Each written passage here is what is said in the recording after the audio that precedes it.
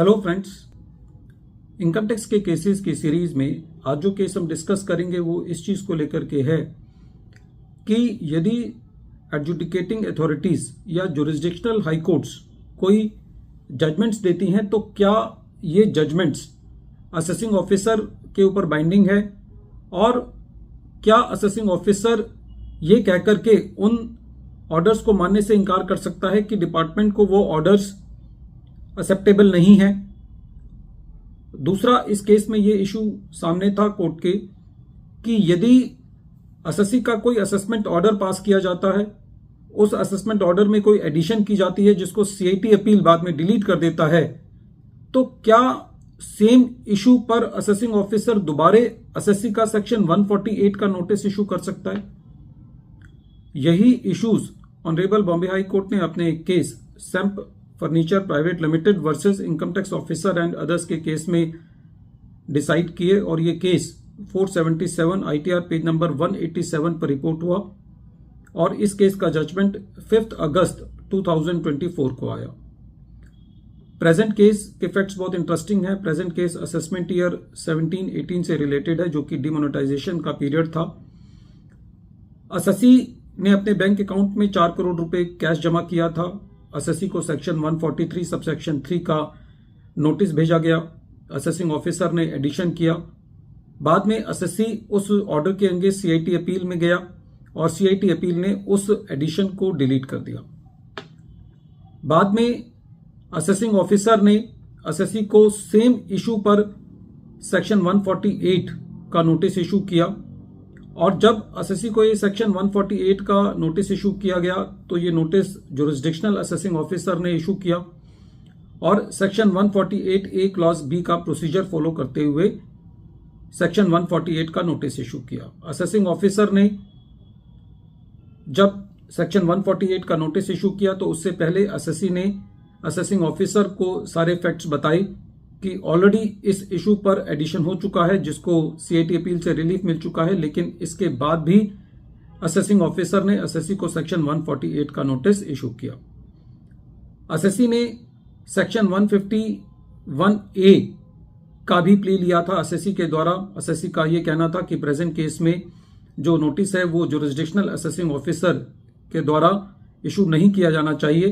क्योंकि honourable Bombay high court जो कि एसएससी के जुरिस्डिक्शनल हाई कोर्ट है उसने सेक्शन 151A पे ऑलरेडी इस लॉ को एस्टेब्लिश किया था कि एसएससी को जाओ अब नोटिस नहीं इशू कर सकता और इसकी एवज में एसएससी ने नोटिफिकेशन जो कि 29 मार्च 2022 का है उसका भी हवाला दिया, लेकिन एओ ने यह कहकर के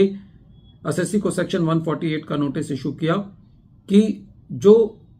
जुरिस्डिक्शनल हाई कोर्ट का जजमेंट है वो रेवेन्यू को एक्सेप्टेबल नहीं है। जब एसएससी को सेक्शन 148 का नोटिस इशू किया गया तो एसएससी ने इस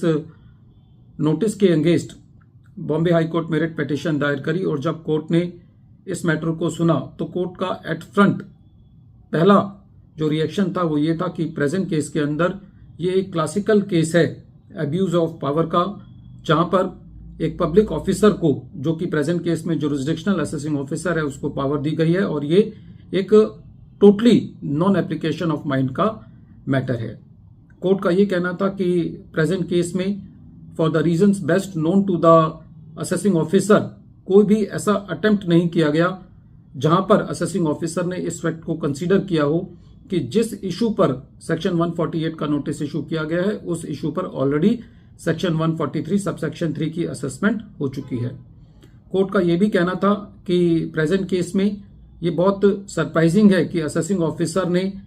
इस बात को सही समझा कि वो इतने वाइटल फैक्ट्स को कंसीडर ना करे और ऐसे केस में यह कहा जा सकता है कि असेसिंग ऑफिसर और अप्रूविंग अथॉरिटी जो कि इस केस में चीफ कमिश्नर है उनकी ये एक एब्सर्ड और अनवारंटेड